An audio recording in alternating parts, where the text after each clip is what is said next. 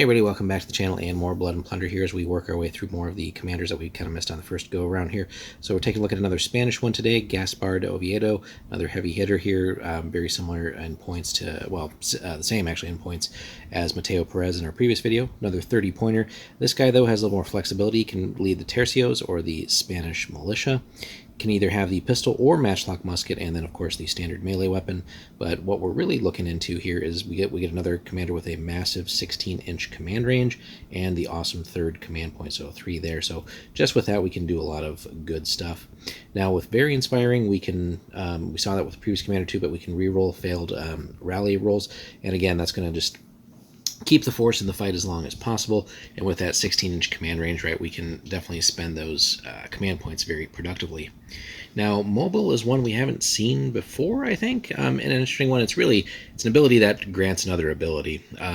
So with mobile, basically everyone in his command range, which again is quite a bit, gains the quick rule, which is another interesting one. And quick is pretty useful. So if this unit is activated with a spade card, obviously situational, and it's not engaged in melee, right, then we get a free move action during the activation. Now, we don't always have the ability to get into the spade, but just keeping that in mind, and obviously within your command range, but again, that's where that huge command range comes into play. Being able to get a free move action, anytime we can get free anything really in the game, is awesome, especially when we are always actions are always at a premium as far as, you know, how many we'll get throughout the whole game. So potential free moves are great. You know, we could, you know, pop out, shoot some folks, shoot at an enemy unit, and then get into cover again, different things, or just get out of line of sight, or put it at a worse range for them.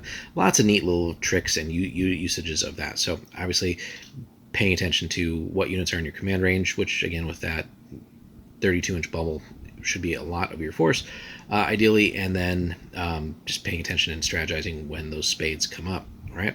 Last one is subordinate, another one that we haven't seen, and very situational. So if we're playing at the army scale, he can't be the army's general, but he can give command points to units still. So we'll kind of set that one aside just because we're not always going to be playing there, but we do have the option to give him a horse for a single point. So realistically, again, if we're not playing at army scale, we get 2 abilities at 30 points. So compared to some of the other characters where we're getting 4, right, obviously more is better most of the time.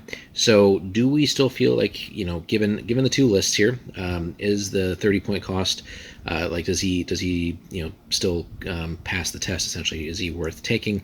Where do you guys feel that he is a better character? Would it be in the tercios or the militia? Have you tried both? And at what point scales? Obviously the other ability will kick in if we're playing army scale, but let us know in the comments. So again, we get the superb command range, command points, and again, very inspiring is, well, very relevant always. And then mobile, which really will grant us quick for those within the command range, which again should be most of our troops, could be quite useful, especially when we're drawing lots of spades. So let us know in the comments, guys, what you think. Be sure to like and subscribe as well, and we'll have more Blood and Plunder for you very soon. Thanks for watching.